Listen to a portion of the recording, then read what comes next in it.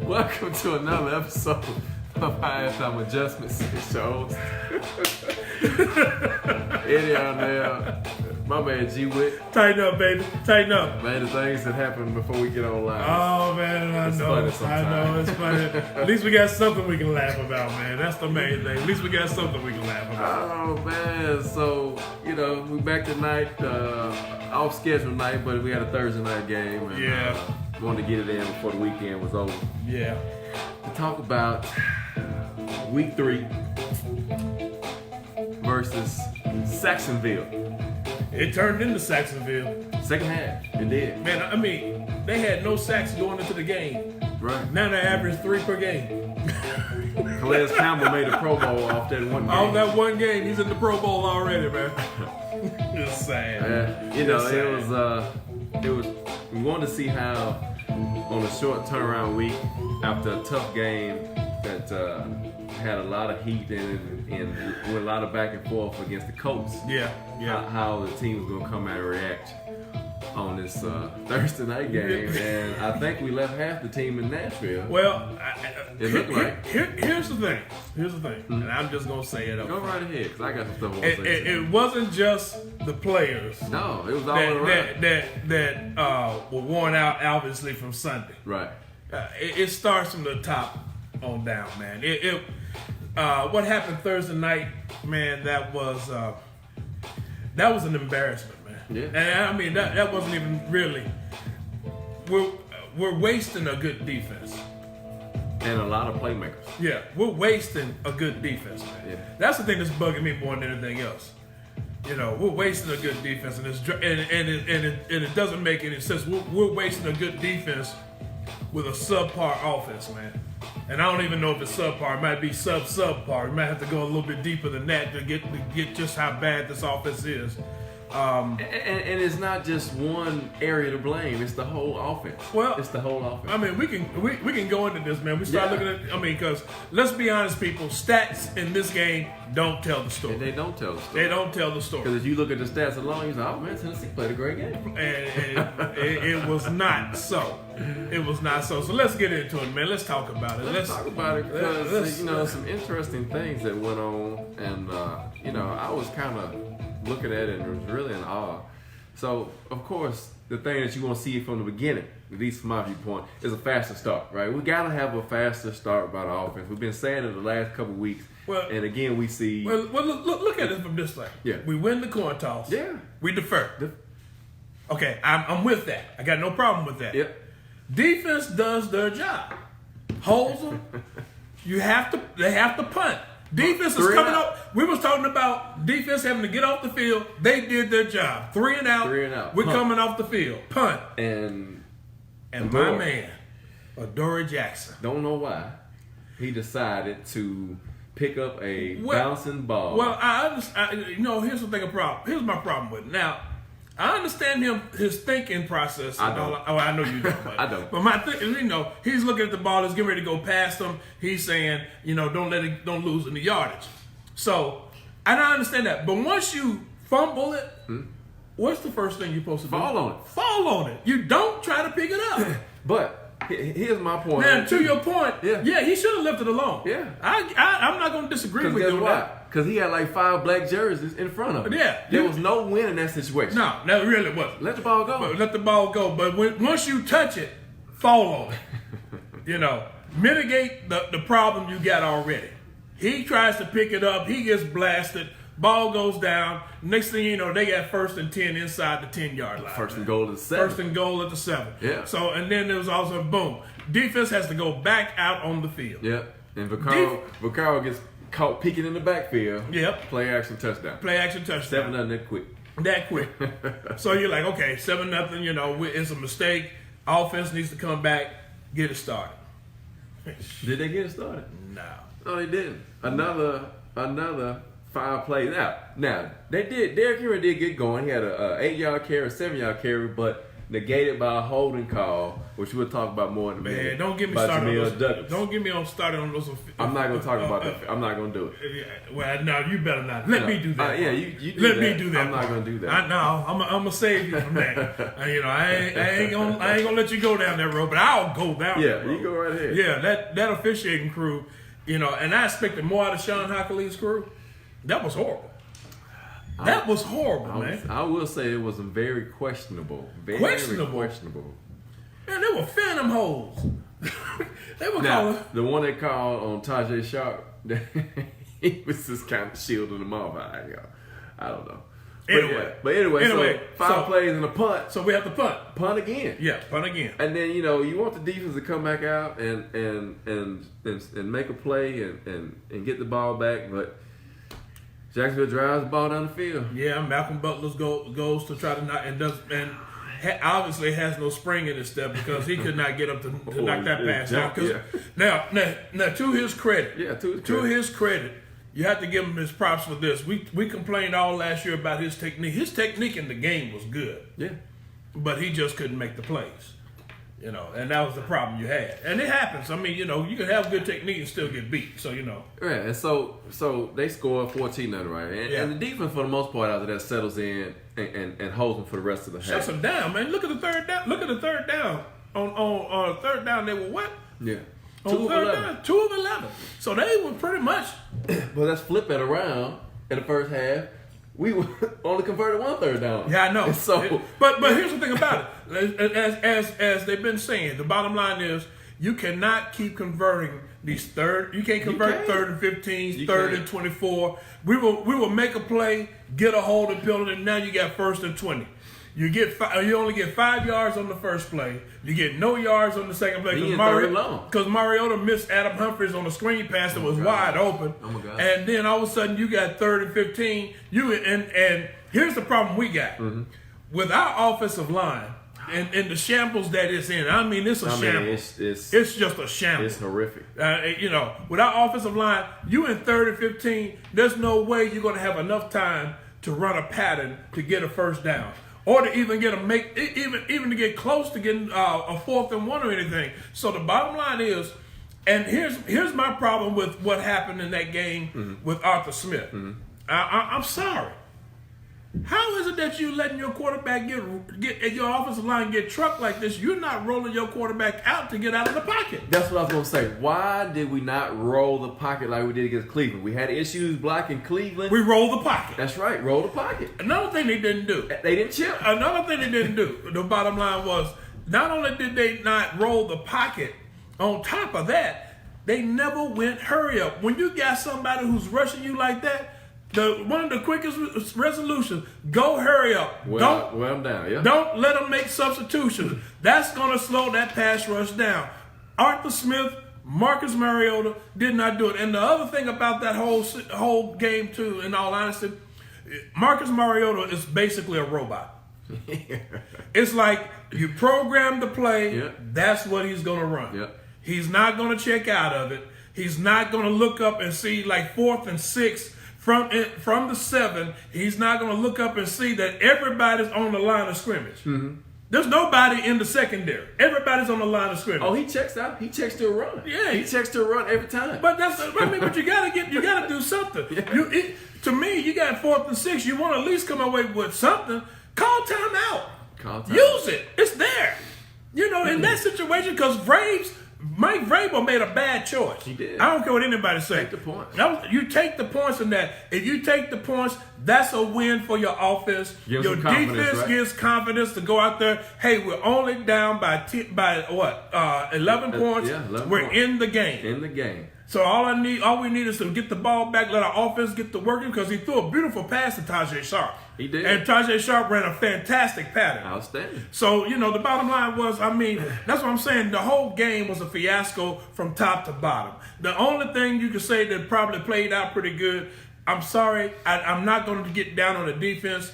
They played, I thought, pretty good football. I'm not either, because if you look at the stats, we contain the only problem I have is that they did not bring enough pressure on the rookie quarterback. No, they didn't. I don't know why that Pease didn't draw it up. I'm surprised he rushed 4 a lot. Yeah, I'm surprised he didn't blitz and didn't get that. I'm surprised he didn't blitz. No sacks. None.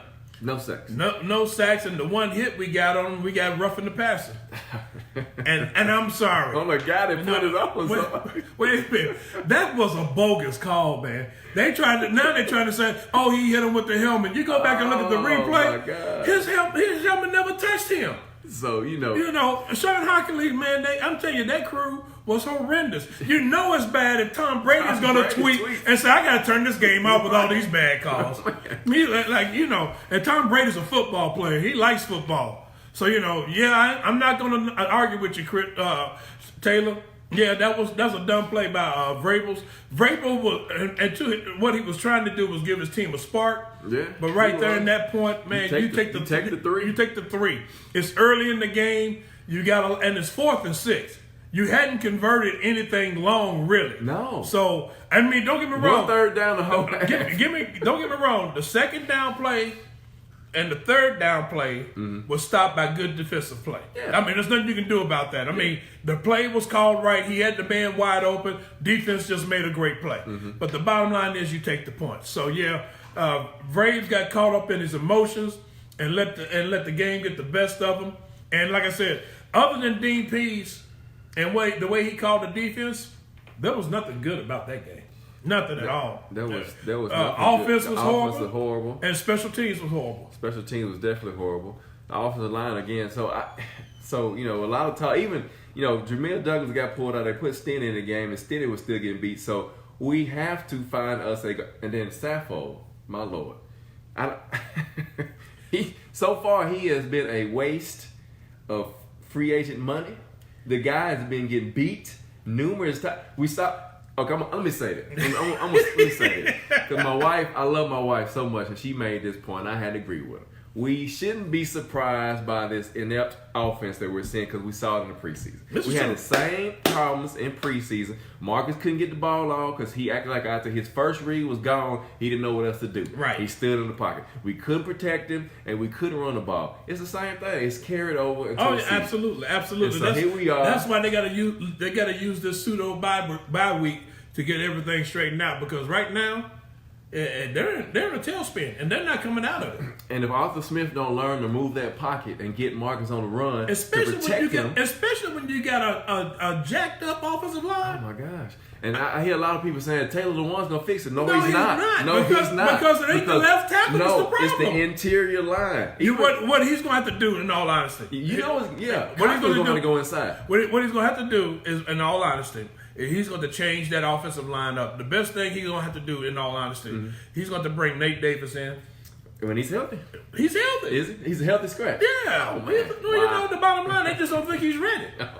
But he can't be worse than what you're putting out there. Not at that right guard spot. Not at that right guard spot. And you might have to put somebody else in the center and move Ben Jones to left guard and let Sappho sit on the sideline for a while. I think we might need to do that. Ben Jones at guard. Because Taylor, the 43 points against the Browns was all because of 3 turnovers in the fourth quarter. 3 turnovers right there in scoring position. The majority of the points we scored in that game came from the defense. The only play from the offense, really, in all honesty, was the first touchdown and that 75-yard from Derrick Henry on that screen pass. Other than that, really, that was 14 points. And right now, that's really what we've been averaging a game, 14 points. 14 points a game. We've been averaging 14 points a game on offense. If the defense doesn't score or doesn't do anything that's going to lead to a score, we're not going to win any football game. We're not going to outshoot nobody. No, we can't. And you saw that once we got down by 14 points, we couldn't come back. No. Arthur Smith didn't know what to call. He didn't know how to move the pocket. The offensive line was horrendous. And you end up with Marcus having the stat line, and this is just why stats don't really matter. He's 23 or 40 for 249 yards, no interceptions. But he got all of that in the fourth quarter. All in the fourth quarter.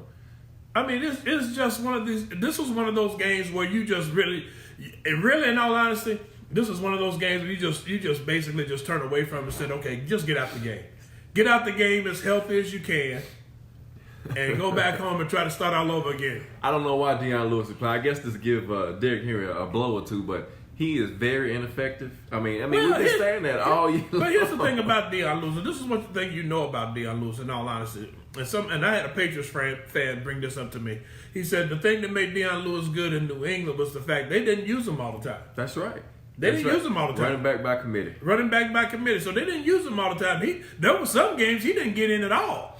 So, that was the bottom line. He's not the type of back that's going to give you yards game in and game out. It's not him. He's one of those guys you got to get him in certain game situations and put him in. Exactly right, Jabbar. Garbage time stats. That's all we had. That's all we had was garbage time stats. And so as we look at what we are currently, so right now Marcus has been sacked 17 times. That's 5 sacks a game. Yep. 5.5 sacks a game. Yep. In just 3 weeks. And we got Tack McKinley coming up. Yep. And those guys, and don't think they're not going to get out there. After watching that film. Everybody's coming. So, let's be honest about it. Yeah. If Arthur Smith does not start moving that pocket and moving players around, and basically, here's the thing that's driving me nuts. I understand he's doing, they did Thursday night what Mike Malarkey and Terry Robinski was doing when we went in a couple of years ago, and the fact that thinking to protect Marcus, you keep everybody in and keep this compact formation instead of spreading them out and letting your offensive line. Yeah, your offensive line is not that great, but if you putting out there 3 receivers to move and get something and moving your quarterback out of the pocket, you got an opportunity. Yes, they had a spy. Everybody's going to have a spy on Marcus. You know that. Yeah. But you got to count on one of your receivers winning a battle. Right now, A.J. Brown couldn't win any battles against Jalen Ramsey at all. Nope. Or A.J. Bouye, he couldn't win against him. And neither could Davis. He couldn't win any. And like I said, Adam Humphries got most of his in garbage time. Yeah, and so did Delaney Walker got his in garbage time. So they gotta do something different than what they're doing. Marcus is not at this point in time with that offensive line. He cannot be a pocket quarterback, and you can't be afraid of getting him hurt by rolling him out. You just tell him to be smart and don't take any major hits. If you can't do anything else, throw the ball out of bounds. And you see that once he starts getting hit, he gets those happy feet. Yeah, and this bottom line, it's like that's any quarterback that gets sacked that many times. Yeah.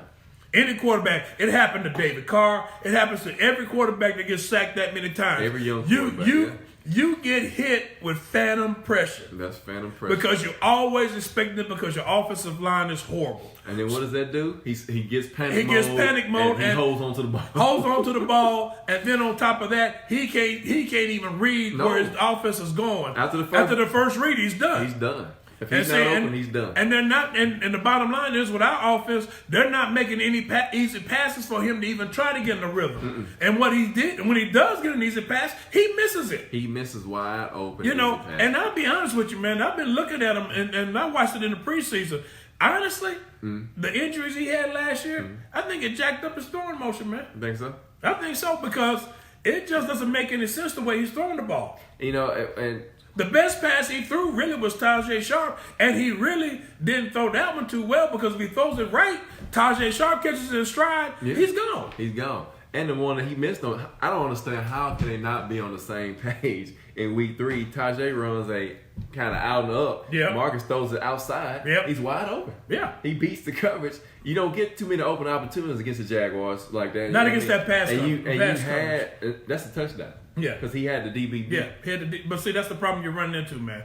And that's what we're dealing with this team right now. I know them hits hurt Taylor.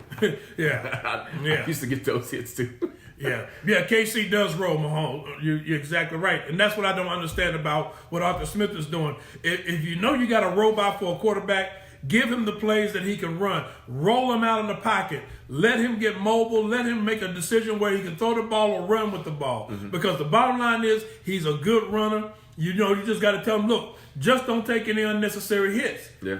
If you can make, it's like anything else. If you can make a good run and get 8 yards out of it, that's fine. That's all you need. You don't need to go for try to get 12.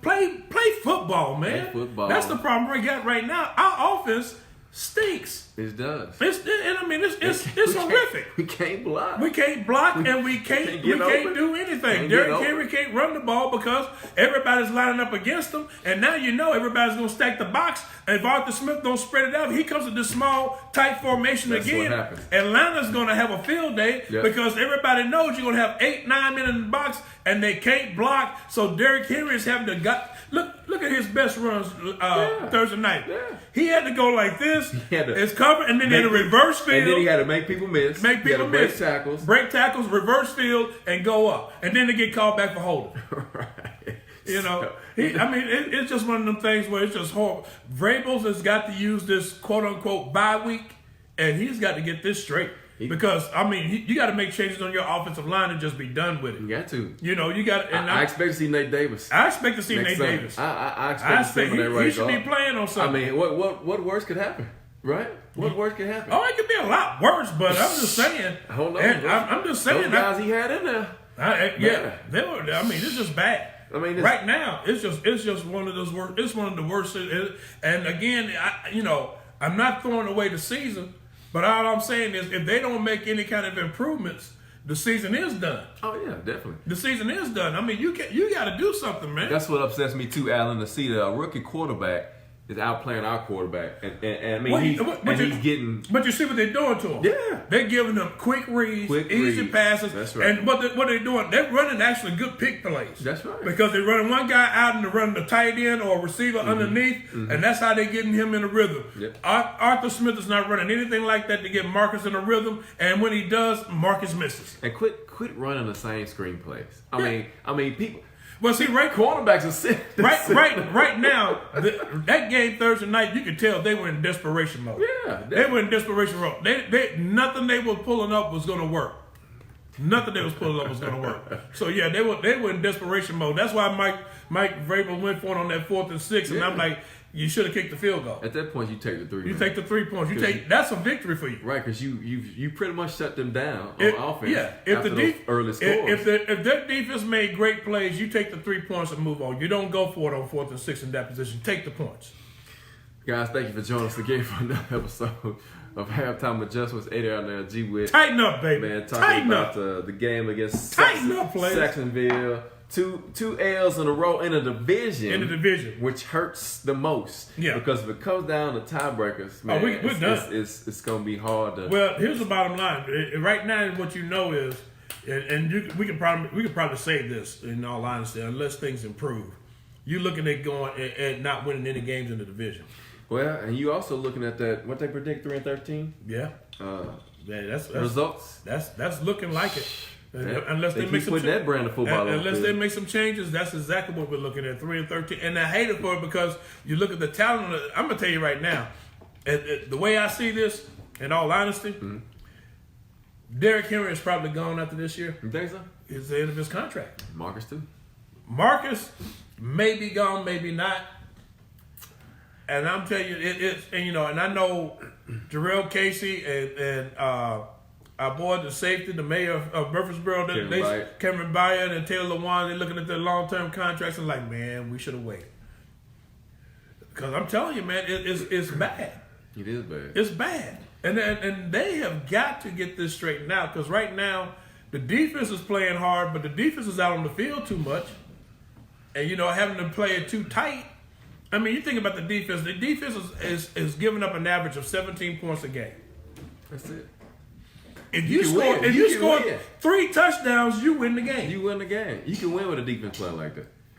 But they can't score 3 touchdowns. Now, I'm sitting there looking at the current year stats, and man, it's like they're having a hard time getting the ball away. You can't block. You can't get the ball to your playmakers. Corey Davis has only got 6 catches on the year. Yep. You got to get the ball to him. You can't block though. You can't block, and they always running deep patterns and everything. So you can't get open. There's nothing, and right now, let's be honest about it. Right now, here's the problem you got. There is no fear of a deep threat with that offense. 1, you got an offensive line that can't block. That's right. 2, you don't have receivers that can get out there. And when you got an offensive line that can't block, nobody has time to run deep routes. And the bottom line is, by the time you get out in 1.3 seconds, Calais Campbell was back there. Marcus, basically, he should have just, once he stepped back, just lay down on the ground because Calais Campbell was right there. Right. He got back there just as quick as Marcus did. Yeah, the offense needs to be simplified. Take some notes from Jacksonville, what they did their quarterback. Get the ball out of Marcus's hands, quick routes, quick reads, get the ball out. Roll them out. All you got to do is roll them out. And stop throwing 2-yard routes on 3rd and long. Well, here's some, you know what? there's nothing you're gonna do about the 3rd and long, but it's 3rd and 17. Well, I mean, You know, right now you think about it, in that game we had double the penalties that we had in the first 2 games. I mean, every time we made a good run, it came back for holding. Yeah, every time. And it was like Jamil Douglas, Tajay Sharp, Jonnu Smith. I don't even know about that call. That call was bogus. That's what I'm saying. Every time we made a good run, we can't let Derrick have that run. Hold it. I mean, the officiating in that game was just that bad. Questionable calls. Questionable calls all the way. Even you can say it that way. I'm gonna say it was bad. It was the worst one of the worst officiating games I've seen. I mean, even the pass interference calls were bad. Yeah. You know, that pass interference call on Logan Ryan. I'm like, okay, you get A.J. Brown for a push off, but the guy pushes off on Logan Ryan. You don't see that. You see him reach out and hit the guy's arm, right. And then you're gonna call a flag says pass interference, and the ball wasn't even catchable. I mean, come on, man. Even the commentators was coming. I mean, even they said Tom Brady said it better than anybody. I can't keep watching this bad officiating. It's horrible. And even the old officiating, Mike Pereira said they're ruining the game, man. Yeah. They're ruining the game. Well, you know, so 15 flags in the first half, man. 15 flags. I mean, you know, and that's one thing that we can say pridefully. This football team is not a team that draws a lot of penalties. But they got 9 and 401. 401 this past game, didn't it? So anyway, on the Falcons, man. Let's get this one out because it was ugly and it was bad. Here's the thing, you know, we can move on to the Falcons because you're exactly right because it was bad.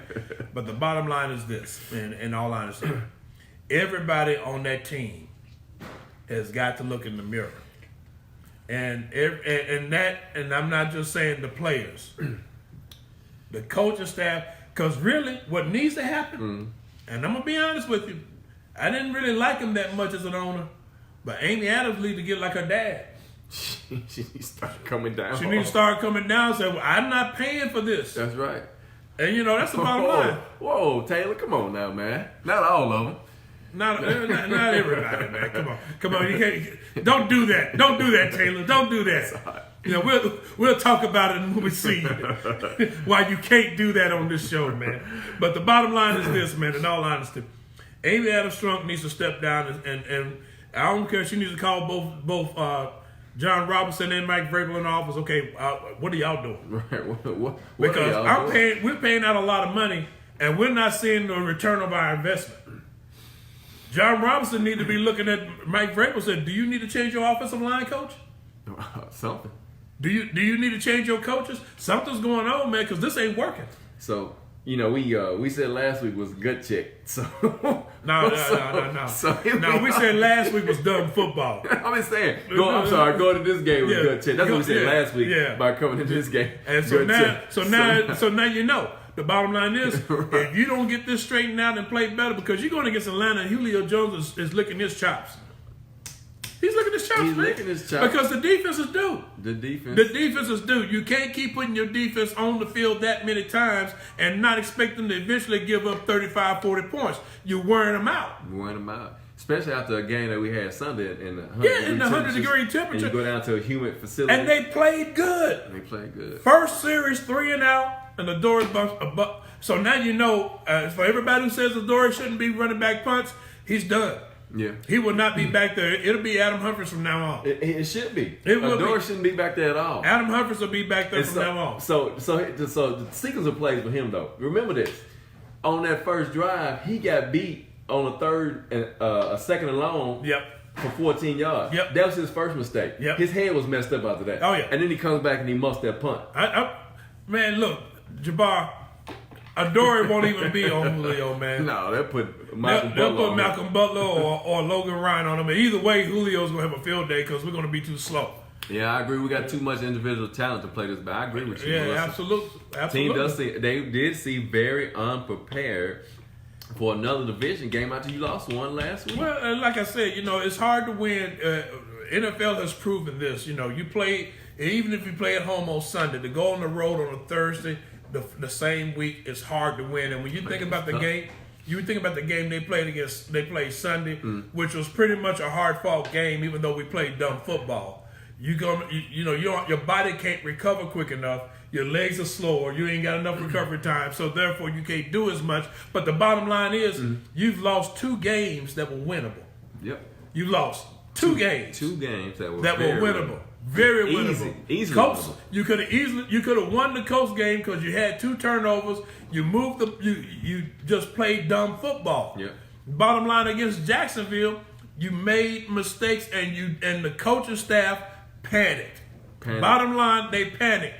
And I'm telling you, it looked like Kim Wisenhunt was calling the plays, man. Oh man, what do you think, man? I mean, think about it like no, this. I agree. Because Kim Wisenhunt's downfall was that my system is going to work and we're sticking with it regardless. Even though his team will get the same way. Yeah, and Arthur Smith is doing the same thing. When you see your quarterback getting killed and you don't move the pocket, or you don't go to a hurry up to slow down the rush, you're doing the same thing. You have got to adjust in game. And that's why that's football. Yeah, that's why I understand, because the same thing was happening against Cleveland and he moved the pocket. It's like he forgot what works best for his quarterback. Because they want to try to make him a pocket passer. Forget all that. They gotta play to his strengths, who man. he is.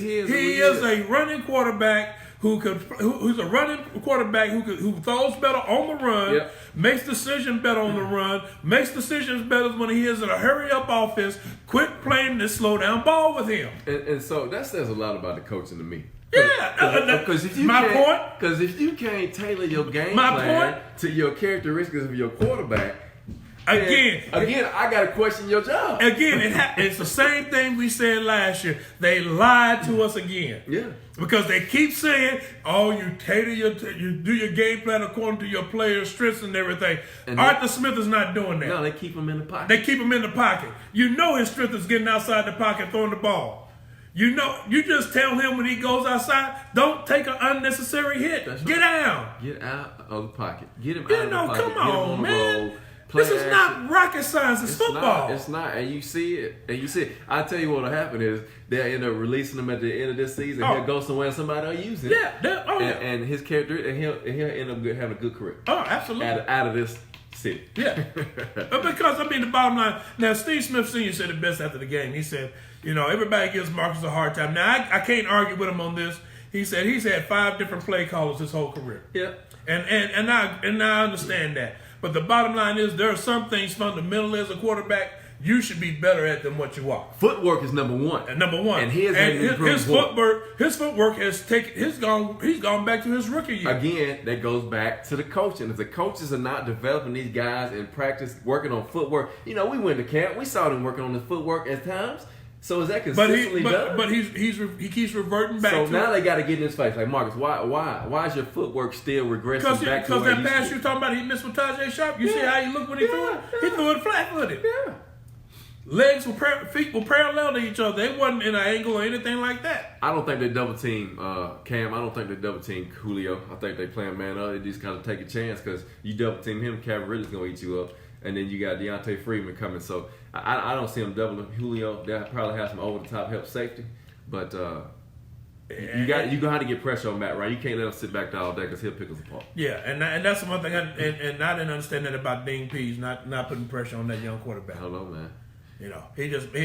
Once again, and I hate to say this because, I get tired of the phrase, but it's historically significant with the Titans. Anytime we go up against an unknown QB, we make him look like an all-pro. That has not changed. That has not changed. I was hoping with Dean Pease it was going to be different. I was hoping he was going to bring the house on him.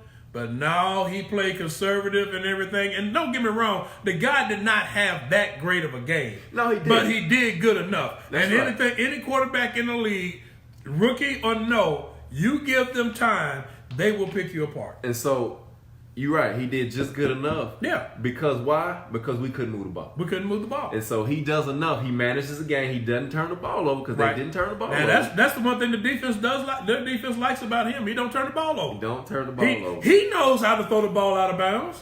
Call no joy on a play rather than take a sack. Come on, man. Again, this is football. It's not rocket science. It's getting to the point you get tired of seeing these press. Well, I got to do better. I got to throw better passes. I got to throw better passes. We got to coach him up better. We got to coach him up better. We keep hearing the same old refrain. We've heard the same old refrain and like, come on, man. Yeah. You know, it's my fault. I got to do better. I got to be better. When you going to be better? Stop all the talking. Exactly. That's the question. When are you going to be better? Play football. Play football, man. Quit being scared out there. Quit being scared of making a mistake. Yeah, just play. Quit being scared of making a mistake. They're making a game that's not complicated. Overcomplicated. Yeah.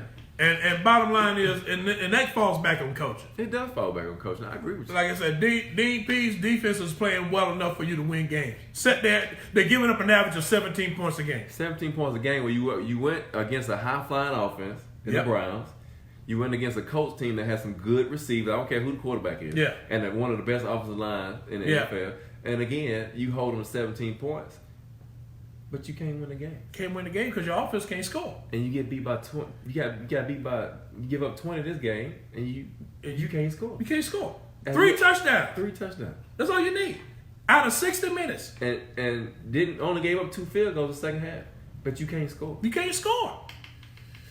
Anyway, so so guys, I mean, it is what it is at this point. You can't go back. You got the Falcons, and they play the Colts this week on the road. On the road, Darius Leonard's not playing. He's in the concussion protocol. Protocol. They beat the Eagles coming off a win over Eagles 2-1. Yeah. Beat Jacksonville and the Eagles. Yeah. And so lost to Minnesota, took a beat down. Yeah, took a beat down. That's game 1 though. That was game 2, week 2. Yeah, week 2, whatever. And so, but the bottom line, you got to travel to go down there.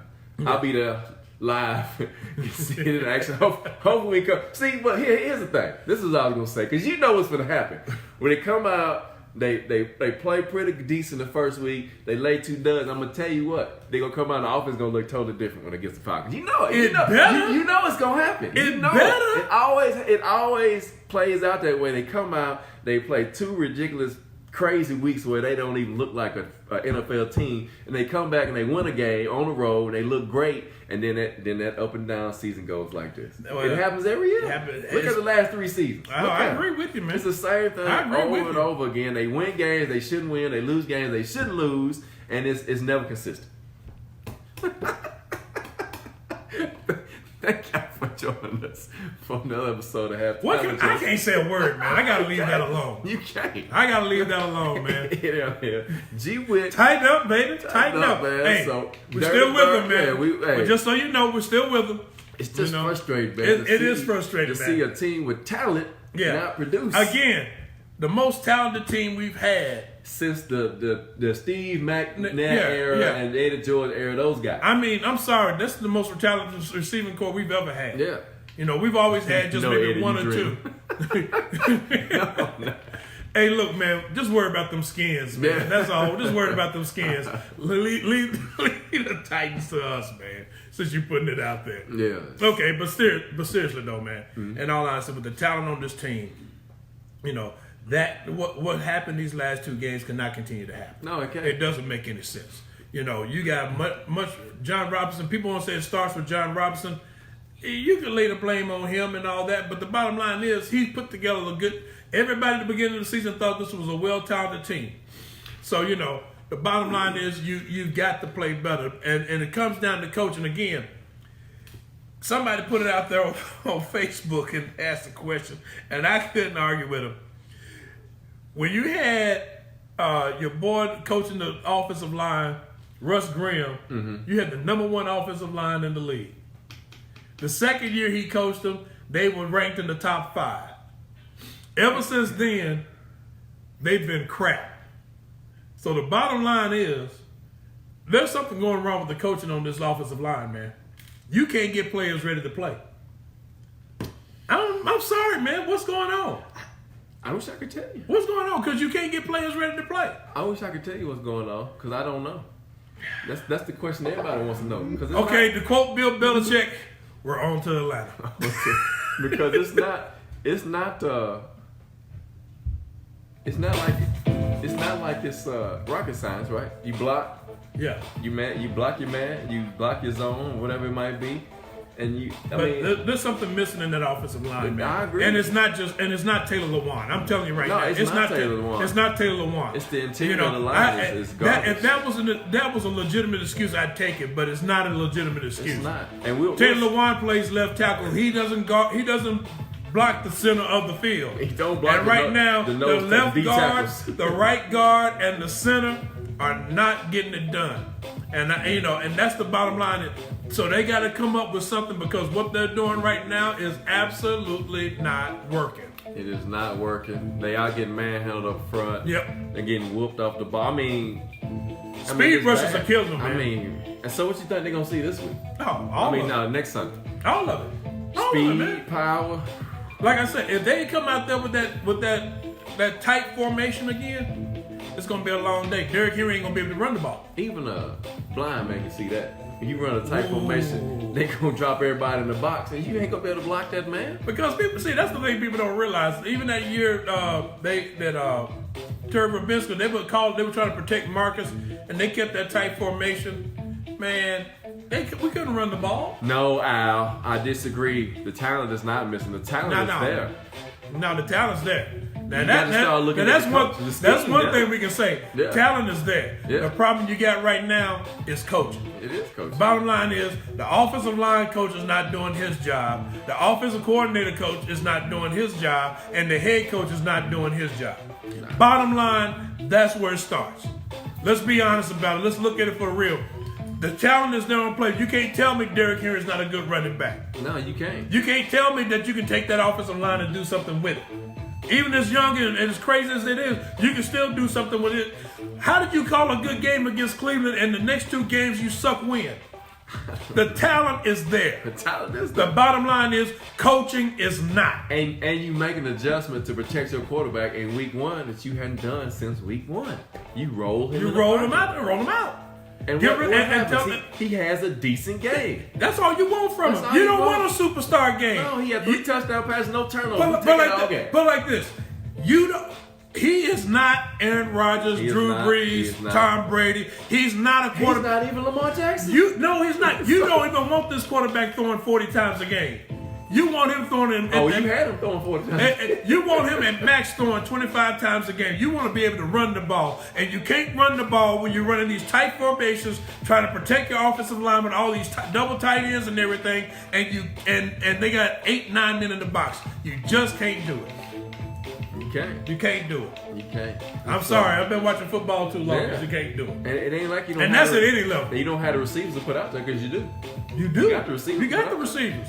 So you just got to do it. Yeah. Bottom line. I hope somebody shares a show with one of them coaches so they can see it, man. With the we ain't geniuses by no means. No. But man, sometimes they need to listen to somebody. Again, like I said last week, I'm just a fan. Yeah, I'm a fan too. I'm just a fan. I'll admit that I don't know it all, but there are just some things I'm seeing on this field that just ain't making any sense. It don't make any sense. I'm sorry. And as a coaching staff, you gotta look at it and say, what are we doing? You gotta stop looking at the players executing the plays. Are you calling the right plays? Are you calling the right plays? That's the bottom line. Quit looking at whether or not they're executing. Are you calling the right plays for what you got? Because the bottom line is you're lying to us. You said you put the players together with their strengths, and right now you're trying to put a round peg in a square hole, and it does not work. If my interior line can't hold up, I got to roll. You got to roll them out. I got to roll the pocket. You got to roll. You got to go hurry up. I got to get on the edge because then when I get him on the edge, he's got options. He's a threat. He's a threat because he can run and he can throw. He's got options. He's got options. Well, and you might as well. Bottom line is, I don't understand coaches because why wouldn't you go? Okay, so your offensive line is jacked up. Yeah. Why wouldn't you go hurry up offense? I'd be playing hurry up until somebody can really stop it. Yeah. Because the bottom line is, you got to slow down that pass rush, and the best way to slow down that pass rush is to roll them out and go hurry up. And then you hit them with the beast. Because they worn out. But is it rocket science, man? It's not. Am I saying something that's too hard? That's what I want to know. Am I saying something that's just too hard? Will said, make us screw up some good. I think he will. Yeah, right now I just sell for them being good. Yeah. I ain't worried about them being great. I just sell for them to be good. You right. You know, if they can just be good, I'd be all right. Taylor, you are right. The coaches got to put you in a position To win. That's their job. And that's not what's happening. That hadn't been happening the last couple weeks. No, not at all. So on to the ATL road trip. You're gonna be there to scout them out, man. I'll be there live. I might pop on there for a second or two and give a shout out. Hopefully you get a good reception better than what we get at our stadium, man. Man, I know that's a problem, man. We'll see. I had to test it out first. But guys, thank you again for joining us on the Saturday night edition of Halftime Adjustments, baby. Hey down there, G-Wit. Tighten up, players. And since we on the road traveling next Sunday, we'll move the game to. The game. I'm thinking about the game. The next show, we'll give you send something out. It'll be Monday night. September the 30th. September the 3rd, Monday night, 7 p.m. We'll be live back at you. Hopefully talking about a dub. Hopefully talking about a dub. A dub. Oh, the Falcons will get to 500 football. Yeah, man. Getting ready to play the Buffalo Bills. Get ready to make this stretch, man. Get ready to make this stretch. Taylor Lewan will be back, so hey. But we got to get past the Falcons first. Falcons are first, and then we'll look past that once we get that win. They better go back in and revamp this offense, man. That's all I got to say. I expect to see Nate Davis on the field. I expect to see Nate Davis come next Sunday. You know, I expect Ben Jones may not be playing center. Oh yeah, he might not need to play center anymore. So he might need to go to guard or something. He need to play guard because he was more effective last year, as you saw when they did that move between him and Corey Levin. But Corey Levin's gone. They let him go, which I didn't. Well, anyway, go to Papa Do's. Man, I ain't gonna have time to go to Papa Do's, man. Man, where you want all that fried food anyway, right, man? Clog your arteries up. Hey guys, thank you for joining us again. We'll see y'all next Monday night, 7 p.m. down there, G-Wit. Yeah, baby. Halftime Adjustments. Go to YouTube, check us out, subscribe, H/T Adjustments, and we'll see y'all next Monday night, 7 p.m. All right. Peace.